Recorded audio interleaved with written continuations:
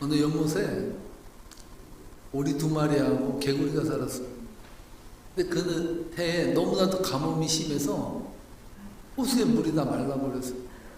그래서 궁여지책으로 회의를 해서 우리가 다른 곳으로 이전해야겠다. 어떻게 하면 멀리 물 있는 곳을 찾아갈 수 있을까? 이렇게 회의를 하는 중에 오리가 나는 조금 날 수 있으니까 그냥 날아가서 물 있는 곳을 한번 보면서 그곳에 가서 정착해 살자, 이렇게 결정을 내렸습니다. 그래서 오리 2마리가 막대기를 물고 그 가운데 개구리가 가운데 그 막대기 가운데를 물고 하늘을 날기 시작했습니다. 그 하늘을 나는 모습을 보면서 한 농부가 너무나 기발한 아이디어인 거예요. 그래서 그 하늘을 대고 소리쳤다가 야, 너희 어떻게 그렇게 기발한 아이디어를 권해낼 수가 있냐? 야, 이걸 누가 한 거야 대체? 이렇게 말했는데 그만 개구리가 입이 방정이지 가만히 있으면 되는데 거기서 한마디 했습니다. 내가 했지.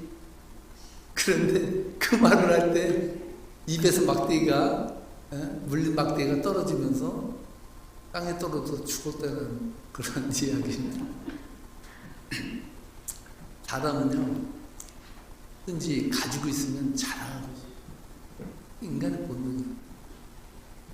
그래서 누군가가 알아주기를 원하는데 요즘엔 알아주질 않아, 아무도. 그래서 무슨 시대라고 합니까? 자기 PR 시대야. 자기가 돈 부리면서 자기를 알려야 돼. 자기 PR 시대예요. 이렇게 사람들은 알리는 걸 참 좋아합니다. 30년도 더 된 이야기인데요. 제 아내가 저가 서로 데이트를 하다가 제 아내가 갑자기 만난 지 6개월도 안 됐는데 미국으로 이민 간다는 거예요. 이민을 저가 아내가 왔습니다.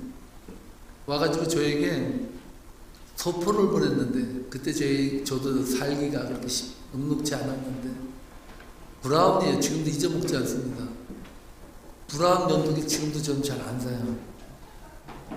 이 브라운 면도기를 줬는데 생전 처음 만져보는 물건이에요. 야, 어떻게 이런 물건이 있냐. 전기면도 30년 전에는 진짜 집안에 한국에 아마 면도기 쓴 사람 부잣집 외에는 아마 없을 겁니다. 이걸 받았으니까 자랑하고 싶은 거예요. 이걸 써야 되는데 그걸 어떻게 자랑할까 하다가 제 친구들이 저희 집에 놀러 온 거예요. 그래서 야, 미국에 있는 내 여자친구가 이 브라운 면도기를 나에게 줬던데 이게 얼마나 좋은지 아냐? 한번 내가 써볼게 하고 했는데 저게 충전이 오래 가는 줄 알았는데 충전이 오래 안 가는 거예요. 그러니까 이 브라운 면도기가 드르륵 하고 이게 깎여야 되는데 리리리리 하더니 중간에 멈춘 거예요. 이 면도기가 멈춘 것까지는 괜찮은데 이 털이 깎이다 말고 중간에 찡긴 거예요. 이 면도기 사이에 낀 거예요, 이게. 근데 이게 제가 친구들인데 갑자기 이게 뭐하니까 이거 살짝 빼봤는데 안 떼어지는 거예요. 소리는 그쳤는데 떼어야 되는데 그래도 이것을 아픈 것보다는 창피한 것보다는 아픈 게 낫겠다 생각해서 그냥 얼른 떼었습니다. 근데 여러분 그냥 생털을 뽑는 거 여러분 어떻게 아픈지 아시죠? 무지하게 아팠습니다. 근데 친구가 그걸 보고서 그 건전지가 잘 안 된 거 보고 저한테 그러더라고요. 비제 좋지? 여러분 참 그래, 사람의 마음이 뭔가 좀 내니하고 좀 있으면 사람은 뽕이 올라간다 그러잖아요. 이 어깨가 벌써 칙 하고 좀 올라가고 좀 뭔가 난 사람처럼 좀 보여주고 싶어 하는 게 이 사람의 마음. 여러분 옛말에 안 되면 조상 탓이고 잘 되면 다 지 탓이라 그러잖아요. 안 되면 조상을 잘못 만난 거고 잘 되면 자기가 잘나서 그런 거라 생각합니다. 여러분 좀 잘 되고 잘 나간다고 생각한다면 마음속에서 벌써 교만이라는 것이 스멀스멀 올라오는 것이 인간이야. 그래서 인간은 죄인이에요. 어렵고 힘들 때는 코가 석자나 빠져서 전부여 의지 없어서 손 들고 옵니다. 주 나를 박대하시면 나 어디 갈까. 온전히 그냥 주님만 매달리고 천부의 의지 없어서 손 들고 간다고 기도하다가도요, 그럼 조금 형편이 나아지면 손은 좀 드는데 지금 약간 건방지게 드는 모드로 바뀐다는 것이죠. 그래서 아굴이 아주 지혜로운 말을 했는데 이런 말을 했습니다. 잠언서 30장 8절 9절에 보면 이렇게 말합니다. 한번 읽어보겠습니다. 나를 가난하게도 마옵시고 부하게도 마옵소서. 오직 필요한 양식으로 나를 먹이시옵소서. 혹 내가 배불러서 하나님을 모른다 여호와가 누구냐 할까 하며, 혹 내가 가난하여 도둑질하고 내 하나님의 이름을 욕되게 할까 두려워함이니이다. 얼마나 솔직하고 맞는 고백입니까? 내가 부하게도 말고 가난하게도 말게 해달라고. 내가 부해지면 하나님을 모를까, 하나님 위에 설까 두렵고, 내가 가난하면 도둑질하고 빈곤한 삶 속에서 너무나도 덕이 안 되게 살까 두렵습니다. 이렇게 아굴은 하나님 앞에 기도했다는 것이죠. 제가 왜 이 말씀을 드리냐면, 오늘 본문 말씀을 보면 318명의 자기가 거느리는 식솔들, 군인들을 거느리고 북쪽 메소포타미아에 있는 지방에까지 올라가서 롯과 그의 재산, 그의 가족들, 그와 함께 있는 백성들, 모든 백성들이 사로잡혔던 것을 모두 다 빼앗아 가지고 돌아오는 아브라함의 모습을 오늘 본문은 우리들에게 말해주고 있습니다. 그런데 이 전리품을 두고 남쪽으로 내려오는데 만난 두 왕을 우리들에게 소개해주고 있습니다. 아브라함이 남쪽 지역의 사람들에게 영웅이 되어버렸죠. 다섯 나라가 연합을 하였음에도 불구하고 대패했던 전쟁을 아브라함은 승리로 이끌었던 것입니다. 이런 와중에 아브라함은 두 왕을 만났는데, 첫 번째는 멜기세덱 왕을 만났습니다. 18절 말씀인데요, 함께 읽어보겠습니다. 살렘왕 멜기세덱이 떡과 포도주를 가지고 나왔으니 그는 지극히 높으신 하나님의 제사장이었더라. 아멘. 살렘왕 멜기세덱이라고 하는데, 이 멜기세덱에 대해서는 그렇게 많은 이야기를 우리들에게 나눠주고 있지 않았는데, 히브리서 기자가 이 멜기세덱이 누구냐에 대해서 이야기를 해주고 있습니다. 히브리서 7장 1절로 4절에 보면 오늘 우리가 읽었던 본문 말씀을 그대로 요약하면서 멜기세덱이 어떠한 사람인가에 대해서 히브리서 기자가 이렇게 말합니다. 한번 읽어보겠습니다. 이 멜기세덱은 살렘의 왕이요 지극히 높으신 하나님의 제사장이라 여러 왕을 치서 죽이고 돌아오는 아브라함을 만나 복을 빈 자라. 아브라함이 모든 것의 10분의 1을 그에게 나누어 주니라. 그 이름을 해석하면 먼저는 의의 왕이요 그 다음은 살렘 왕이니 곧 평화의 왕이요 아버지도 없고 어머니도 없고 족보도 없고 시작한 날도 없고 생명의 끝도 없어 하나님의 아들과 닮아서 항상 제사장으로 있느니라. 이 사람이 얼마나 높은가를 생각해보라. 조상 아브라함도 노작물 중 10분의 1을 그에게 주었느니라. 아멘. 멜기세덱에 대해서 아주 잘 설명해 줬어요. 멜기세덱이라는 말은 의롭다라는 뜻. 그리고 살렘왕이라는 것은 예루살렘이라는 뜻의 의미인데, 살렘은 살롬, 평화를 의미해요. 그러니까 이 멜기세덱의 의미는 뭐냐면 의롭고 평화로운 왕이라는. 그리고 이분은 제사장이에요. 근데 이분의 특징은 뭐냐면 아버지도 없고 어머니도 없고 언제 낳는지조차도 모르는 신비에 쌓인, 그러나 평화를 위해서 온. 그래서 히브리서 기자는 예수 그리스도를 바로 이 멜기세덱의 반차를 쫓아서 난다. 그러니까 멜기세덱의 계열에서 났거든요. 제사장은 어느 계열에서 납니까? 아론 계열에서 나요. 아론이 첫 번째 대제사장이었거든요. 근데 이 멜기세덱은 아론의 반차를 따르지 않냐고, 예수 그리스도는 아론의 반차를 따르지 않냐고 멜기세덱의 반차를 따라서 아버지도 없고 어머니도 없고 동정녀 말의 몸을 입고 이 땅에 오신 분이 예수님. 그러니까 신비에 쌓여있는 이 멜기세덱 왕이 아브라함을 축복하고 맞이하고 떡과 포도주를 주었다라고 본문은 말해주고 있는 것입니다. 20절 말씀에서 보면은 아브라함이 이 멜기세덱에게 11조를 드렸다라고 말하고 있습니다. 함께 읽어보겠습니다. 너희 대적을 내 손에 붙이신 지극히 높으신 하나님을 찬송할지로다 하며 아브라함이 그 얻은 것에서 10분의 1을 멜기세덱에게 주었더라. 멜기세덱이 돌아온 아브라함을 축복했어요.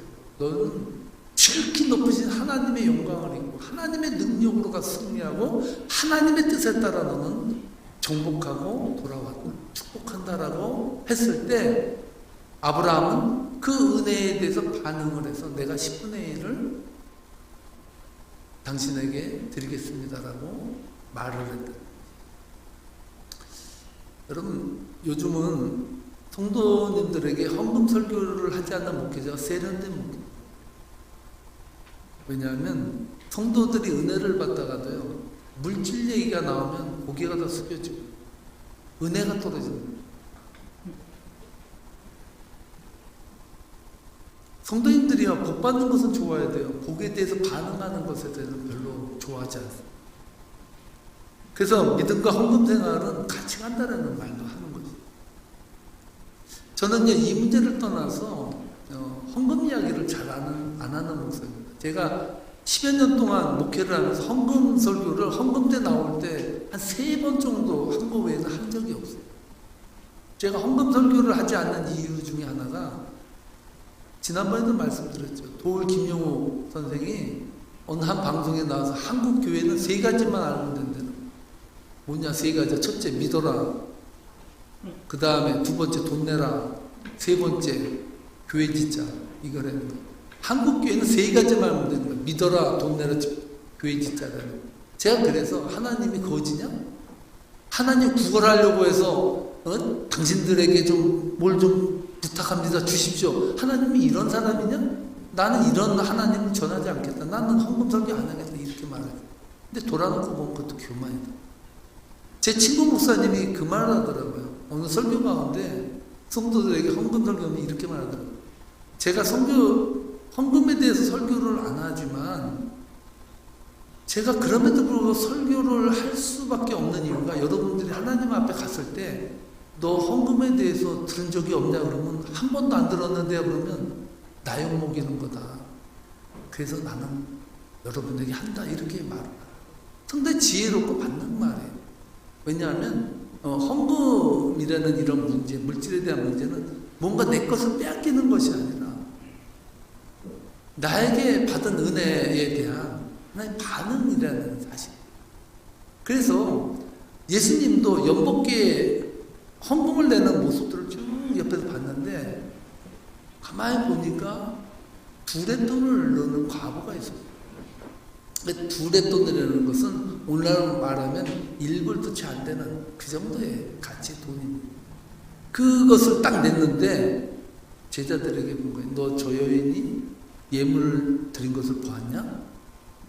저 여인이 드린 저 예물은 저의 전 재산과 같은 저 여인의 생명과도 같은 것을 그는 드려요.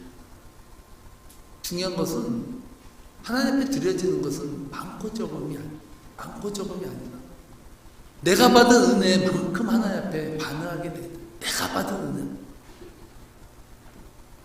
그래서 그것을 통해서 하나님의 영광을 나타냈다는 거죠. 아브라함은요, 자신을 축복하는 자에게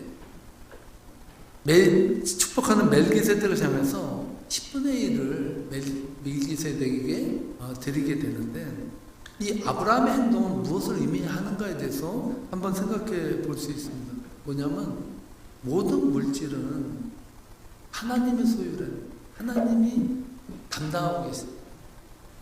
그러니까 하나님 안에서 주어지는 모든 것들이라는 것을 그리스도인들은 믿고 담대하게 나가야 됩니다. 이 말은 다르게 말하면 내가 10개를 가진 것 중에서 1개를 당신에게 드린다는 의미와, 생각해 보세요. 내가 10개를 하나님한테 그대로 10개 중에서 하나님 앞에 받은 10개 중에서 9개는 내가 소유하고 하나를 그냥 드린다는 것은 다른 거예요. 그 위에 주체가 하나님이냐 나에 따라서 다르잖아요. 그와 마찬가지로 아브라함이 드렸을 때 그 마음은 나에게 전적으로 하나님께 승리를 안겨줬다는 은혜가 있었어요. 내가 승리한 것이 아니라는 거예요. 내가 북쪽의 왕들을 쳐부수고 롯과 그의 가족과 모든 재산과 그가 속한 모든 식솔들을 다 끌고 올 수 있었던 것은 전적으로 처음부터 끝까지 하나님이 하셨다는 고백이 있어요. 두 번째로 만난 왕이 있는데 그 왕은 소돔 왕이었어요. 이 소돔 왕이 승리하고 돌아온 아브라함에게 이런 제안을 해요. 함께 21절 말씀을 읽어보겠습니다. 소돔 왕이 아브라함에게 이르되 사람은 내게 보내고 물품은 내가 가지라. 맞는 거 아니에요? 당연한 거 아니에요? 뭐예요? 네가 가져갔던 그러한 속았던 사람들은 나한테 가져오고 재물은 네가 승리했으니까 네 건 이거 다 가져라. 얼마나 좋습니까? 아브라함 입장에서는. 네? 허락받은 소유 아니에요? 허락받은. 왕이 아브라함에게 내가 나에 속한 사람만 빼고 네가 다 가져라 그러면 얼마나 큰 영광과 축복을 받았어요. 근데 아브라함이 신기하게도요. 여러분 같은 그렇게 하겠어요? 땡큐 이게 웬 떡이냐 이럴 거 아니에요. 역시 내가 한 것에 대한 보상이야 이렇게 생각할 텐데 아브라함은요 노예요. 미친 사람 아닙니까? 노를 해. 세상적으로는 당연한데 22절 23절의 말씀을 보면 아브라함이 이렇게 말해요. 이게 기가 막힌 대답이에요. 함께 읽어보겠습니다. 아브라함이 소돔 왕에게 이르되 천지의 주제이시여 지극히 높으신 하나님 여호와께 내가 손을 들어 맹세하노니 네 말이 내가 아브라함으로 치부하게 하였다 할까요? 내게 속한 것은 실 한 오르락이나 들매끈 한 가닥도 내가 가지지 아니하리라. 대단한 자존심 아니에요? 야, 내가 승리한 것은 하나님의 영광인데 이 하나님의 받은 이 영광을 너는 왕인 너의 권위를 높이기 위해서. 뭔 말이에요? 저 말의 뜻이 뭔지 아십니까? 야, 왕인 네가 나에게 이 많은 재물을 딱 줄 때는 너 가서 그럴 거 아니야. 왕으로서 내가 승리한 저에게 많은 재물을 하사하노라. 네가 준 거잖아. 그건. 나는 네가 영광 받는 그 재물을 나는 받지 않겠다. 이게 쉬운 말이에요. 난 그냥 영광 아니래도 그냥 죽으면 좋겠어요. 그냥 죽으면 좋겠는데 아브라함 나는 살렘 왕에게 나는 하나님의 천지를 주재하신 하나님이 나에게 부어주신 그 능력으로 승리하였고 그 능력을 하나님께 돌려들었고 그 능력을 나는 찬양하러 갈 것이지 네가 주는 그것으로 나는 권위를 삼지 않겠다.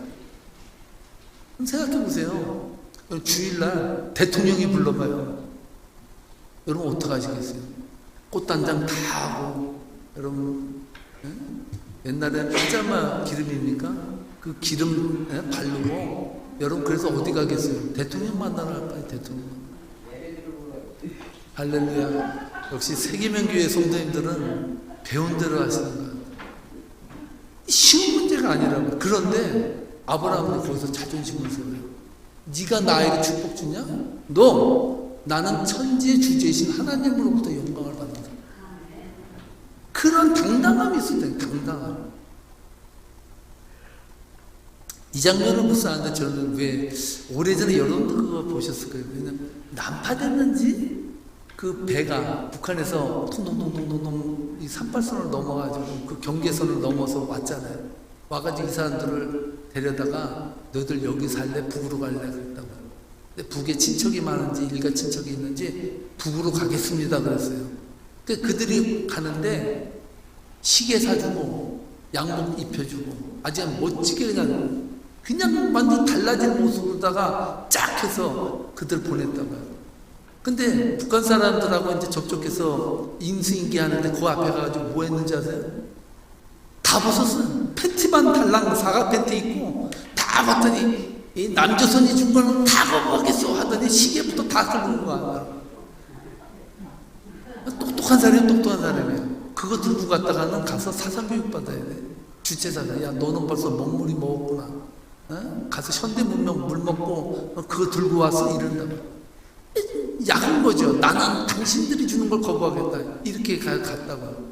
물론 이것은 고도의 머리로 짜가지고 도저히 살려고 한 거지만 아브라함은 그렇지 않았다는. 아브라함은 진정으로 그것에 대해서 거부한다라는 것을 볼 수가 있습니다.